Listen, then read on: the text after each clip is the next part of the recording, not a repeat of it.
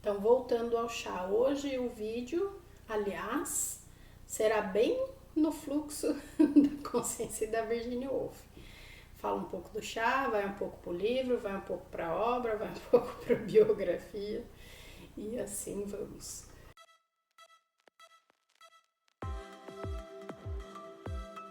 Olá, Tea Lovers e Tati Friends! E hoje eu vim aqui falar para vocês do que terá na segunda edição do Cirandas Literárias. Vamos ler o livro Um Quarto Só Seu, de Virginia Woolf, motivo pelo qual eu escolhi vir aqui contar para vocês um pouco mais sobre a Virginia. E também apresentar o chazinho que vai nos acompanhar no projeto. Então eu vou começar por ele, porque daí enquanto eu preparo meu chazinho, falo um pouco dele, eu vou contar alguns fatos e curiosidades. Então hoje eu estou apresentando aqui, fazendo com vocês o Masala Chai. O Masala Chai é um chá indiano baseado em mistura de chá preto com especiarias.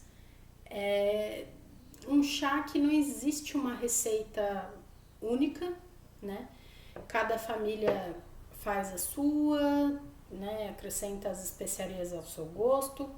Então, existem muitas possibilidades. Eu desenvolvi essa receita baseado numa primeira receita que eu já tinha feito anteriormente, mas eu dei umas leves alterações que deixaram esse chá com um sabor bem especial. Nessa versão eu usei chá preto, especiarias diversas entre canela, cravo, noz moscada, zimbro, mas eu acrescentei tangerina e cascas de cacau. Eu vou prepará-lo, esquentei minha água a 85 graus. Para quem ainda não é do mundo dos chás e não entende muito sobre preparos, a gente vai conversando aqui sempre, né, uma discussão, uma leitura feminista, falando de livros, uma história, um chá. É um projeto que a Tati já lançou há algum tempo. Inclusive tem vídeo no canal falando do Mrs. Dalloway, da Virginia Woolf. Foi um dos primeiros livros, se não o primeiro, que eu escolhi falar, né, quando eu criei esse projeto Um Chá, Uma História. E hoje, casando o projeto aqui com outras leituras possíveis, né? Para quem não sabe, eu sou formada em letras, em língua inglesa, e fui apresentada a Virginia Woolf por uma das professoras de literatura inglesa chamada Sylvian Spa. E acho que desde então, Virginia, né, às vezes aparece, às vezes eu falo, queria ler mais. A gente leu, a primeira obra que eu li de Virginia Woolf foi Ao Farol. Depois a gente acho que discutiu também e tivemos uma disciplina onde lemos e conversamos sobre Mrs. Dalloway, se não me engano faz alguns anos, então não tenho tanta certeza. Mas enfim, aí eu vou contando mais aqui da Virginia, vou só começar aqui pelo chazinho. E então só explicando pra vocês, eu esquentei minha água a 85 graus, vou dar uma leve aquecida aqui nesse utensílio lindo, maravilhoso que eu tô usando hoje, que foi o presente de uma amiga queridíssima, assim. Então ele tá já carregado de bastante afeto. Dar um banhozinho no meu tipete, que é o Remy, meu coelhinho. Na cerimônia de chá chinesa, eles têm esse hábito de ter como um bichinho de estimação do chá, né? E a gente banha ele com chá. Então o fato de eu aquecer o utensílio permite que os aromas aqui, que já são muito, né, eles se sobressaem muito aqui nessa mistura por conta das especiarias, né? Mas permite a gente deixar que o chá vá liberando mais os seus aromas. Por ser um blend feito com chá preto e com especiarias e que pode ficar muito forte, eu vou infusioná-lo rapidamente, não tão rápido, mas vou deixar cerca de 1 minuto e vou coar. Acho que as especiarias trazem, né, um aroma, mexe com sensações, emoções e traz à tona muitas coisas em nós, assim. Desde talvez lembranças afetivas, como um bolinho de chuva preparado pelas vovós. Não vou relacionar muitas coisas aqui, tô bem a estilo da Virginia Woolf, que já aproveitando, ela escreve no fluxo de consciência, então o fluxo de consciência permite uma escrita não tão linear, mas que vai trabalhando conforme o pensamento. Então, não necessariamente é linear, não necessariamente é temporal, e vai fazendo relações, conexões. Então, voltando ao chá, hoje o vídeo, aliás, será bem no fluxo da consciência da Virginia Woolf.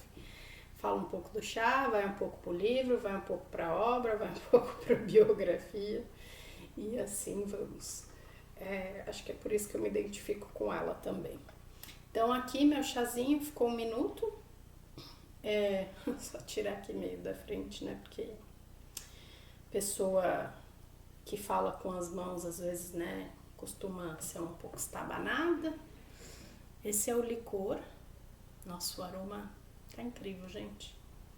Olha, eu não costumo ser muito assim, de ficar, né, me gabando dos meus blends, dos meus feitos. Mas esse aqui tá incrível.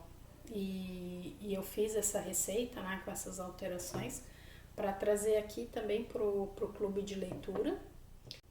Então ele é esse blend que traz essa sensação calorosa, gostosa, combina super com o inverno. Algumas pessoas fervem com leite, outras fazem um caramelo, desde açúcar mascavo, jogam o chá, dá uma caramelada, depois jogam leite, deixa ferver uns 3 minutos, desliga. Então existem muitas possibilidades de fazer o preparo desse chá. E hoje eu ainda trouxe uma rosquinha de laranja, que harmonizou tanto com esse chá, porque justamente aqui já tem a tangerina, tem o cítrico, tem as especiarias, aqui tem a doçura, né, do açúcar, e então foi uma ótima combinação. Um brinde a quem está aqui no canal. Hoje eu vou ler com vocês algumas partes sobre Virginia Woolf, escrita e descrita nesse livro Mulheres, Mitos e Deusas, da Martha Robles, publicado pela editora Goya. Então tem um capítulo sobre Virginia Woolf que vai descrever um pouco sobre ela, sobre a sua obra, sobre a sua vida.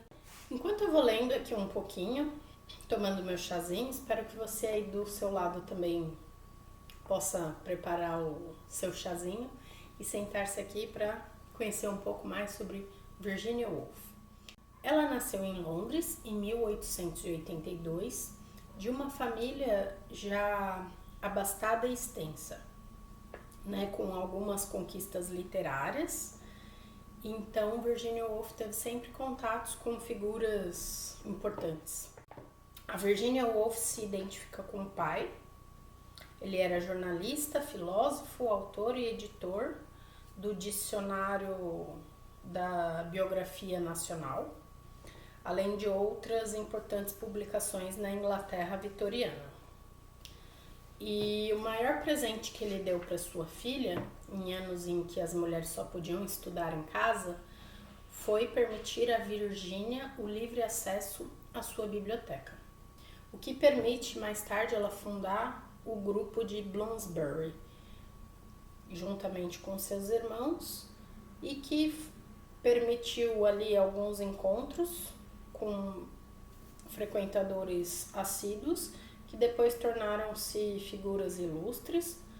O Leonard Woolf, com quem ela casaria mais tarde, e que após o casamento com Leonard, eles dois fundam a Hogarth Press.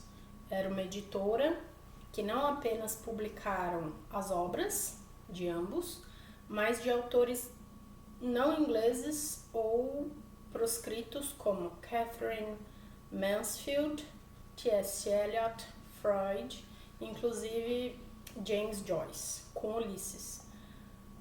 Texto combatido e rechaçado por seus contemporâneos mais cautelosos. Além disso, Virginia contribuiu depois da Primeira Guerra para a organização da Liga das Nações e se tornaram célebres seus argumentos condenatórios da discriminação feminina. Então aí, um dos pontos, né, pelos quais a gente escolheu falar de um quarto só seu, desse papel que a Virginia já desempenhava lá atrás, né, de pensamentos, de escritas, contestando algumas coisas e apoiando, né, alguns movimentos para tratar sobre as questões feministas. A linguagem própria de Virginia Woolf permitiu a ela um lugar preponderante nas letras do século XX, participações em atividades vanguardistas, a começar pelo grupo de Bloomsbury, e a adoção de posições políticas anti-imperialistas e liberais.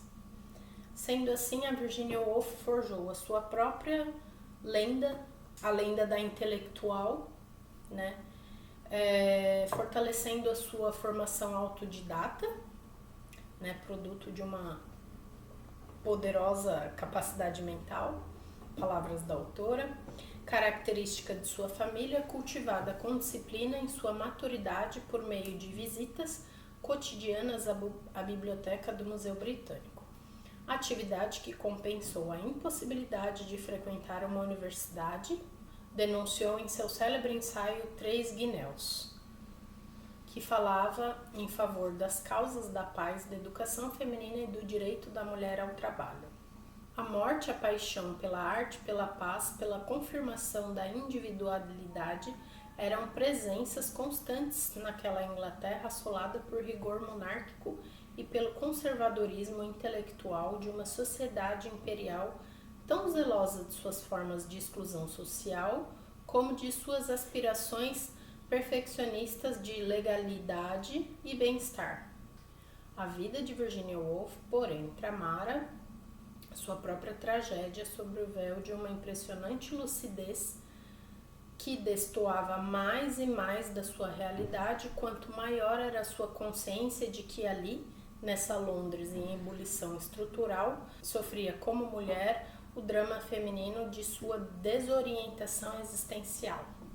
Seu mundo interior tampouco encontrava ânimo exterior que lhe permitisse dialogar ou vislumbrar respostas para sua inquietação existencial.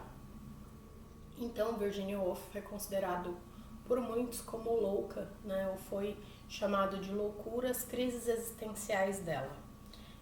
Crise de identidade, porque ela sempre questionava, né, a própria realidade, o papel da mulher.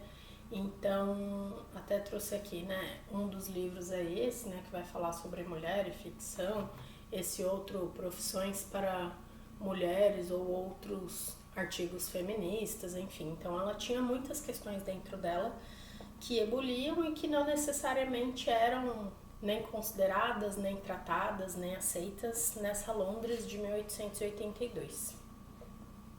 Aqui a autora usa uma frase que eu grifei e achei bacana de trazer aqui para vocês, que é a seguinte: somente a palavra é capaz de sacudir a própria razão de ser e de expor perante os demais sua posição individual no mundo. Segundo, né, as palavras da autora aqui, Virginia Woolf era essencialmente feminina, uma poderosa intelectual feminina ainda, né, que nunca tivesse podido gozar dos benefícios da compaixão, que no livro a autora também traz a descrição de Carolyn Hepburn sobre as maneiras de se escrever a vida de uma mulher, dizendo que existem 4 formas.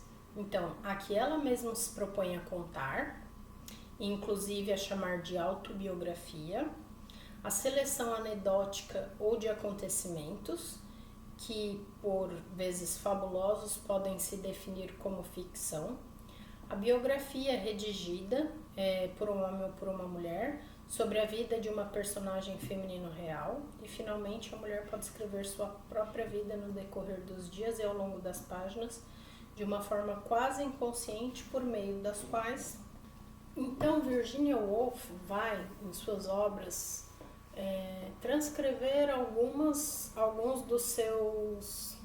Virginia Woolf vai em suas obras transcrever alguns dos seus entusiasmos no mundo, das sensações visuais, gustativas ou sonoras, e transforma isso em expressão literária depois. Ela compreendeu que nós mulheres somos nosso passado, somos nossa palavra, a linguagem que nos constitui e a voz que, depois do crivo da memória e do filtro cultural, se transforma em íntimo pudor, definem a identidade pessoal. Então ela compreendeu que nós mulheres somos nosso passado e a nossa palavra, né?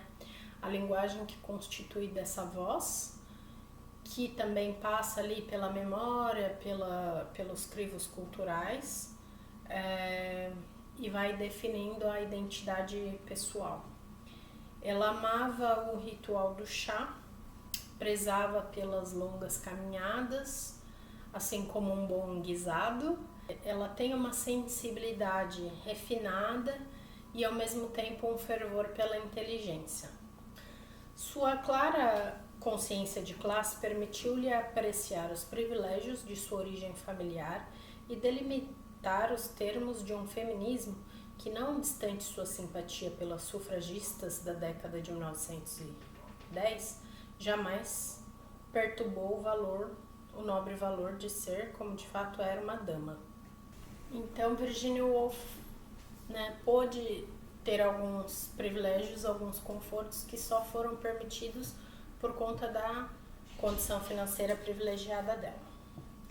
Umas outras coisas que vão sendo apontadas aqui no livro: o quanto ela usa a água como metáfora, sendo fundamentalmente feminina, né? Vai trabalhando dentro dela o magnetismo e o mistério do conflito não resolvido entre a mentalidade masculina e feminina. Então essa era uma das crises que Virginia tinha entre, esses pensamentos femininos, masculinos, a compreensão, dela do corpo, das funções, enfim, acho que tinham muitas coisas que emergiam ali em sua época. Trazendo então alguns outros dados sobre a vida da Virginia Woolf, também do que é público, mas que eu não vou me aprofundar por conta de deixar aqui uma dica de um filme para vocês. A Virginia Woolf começou aos 13 anos ter uma depressão nervosa, que se seguiu à morte da sua mãe em 1895, e teve uma recaída logo após, em 1897, devido à morte da sua meia-irmã Stella. A origem do sentimento de culpa, que serpenteou seus momentos de abatimento, teve também como ingrediente o prematuro assédio de seus irmãos Gerald e George, particularmente do George, acompanhado de confusos sentimentos sexuais em relação às indefesas Vanessa e Virginia. Então, os dois irmãos abusavam das outras duas irmãs, as quais nunca conseguiram esquecer a dor de sua dignidade ofendida. Então, isso também foi uma coisa que caminhou com a Virginia por muito tempo. Queria deixar uma dica de filme do diretor Stephen Daldry, que se chama As Horas, estrelado por Meryl Streep, Nicole Kidman e Julianne Moore. O filme vai trazer 3 personagens mulheres em tempos diferentes. A própria Virginia Woolf, uma mulher que vive em Los Angeles em 1950 e uma outra vivendo em Nova York em 2001. E não vou dar muitos detalhes do filme, mas é interessante porque ele vai justamente mostrar um pouco de alguns conflitos da Virginia Woolf, vai trazer personagens, uma das personagens do livro Mrs. Dalloway. Então é um filme que eu recomendo para, de alguma forma, acessar um pouco das personagens, da vida da Virginia.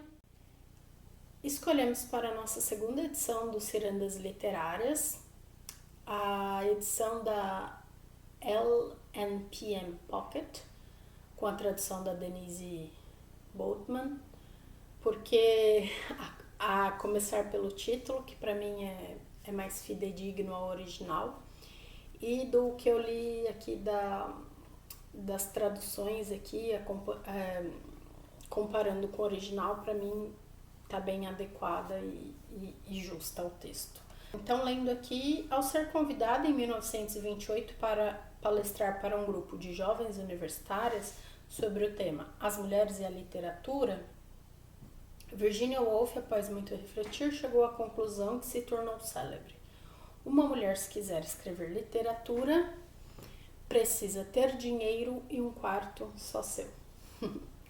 Então, nesse ensaio de não ficção, que foi um dos mais influentes do século XX, Virginia vai trabalhar ali, desenvolver argumentos que reverberam, né, até hoje nas discussões feministas de gênero, né, onde está a importância da educação formal, financeira, da igualdade, das oportunidades.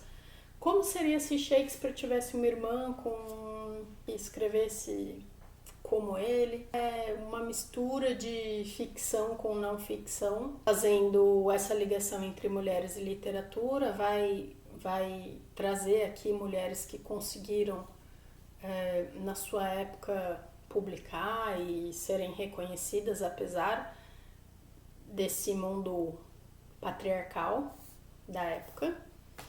Então, para participar das nossas cirandas literárias, peço para vocês para seguirem os Instagrams da Artbox, do Tati Taster, e lá a gente sempre publica quando vão ter as novas edições.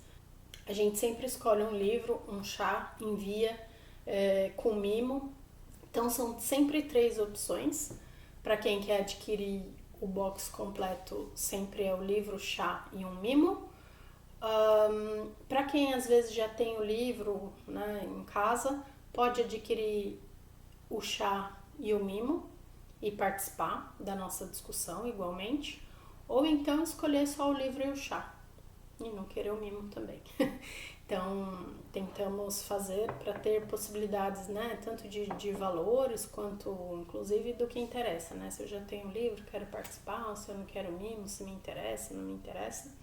Enfim, sigam nossos Instagrams e lá sempre tem informações fresquinhas das edições. E é isso. Um brinde a vocês. E por mais leituras feministas, momentos de chá e rodas de conversa. Até mais. Tchau, tchau!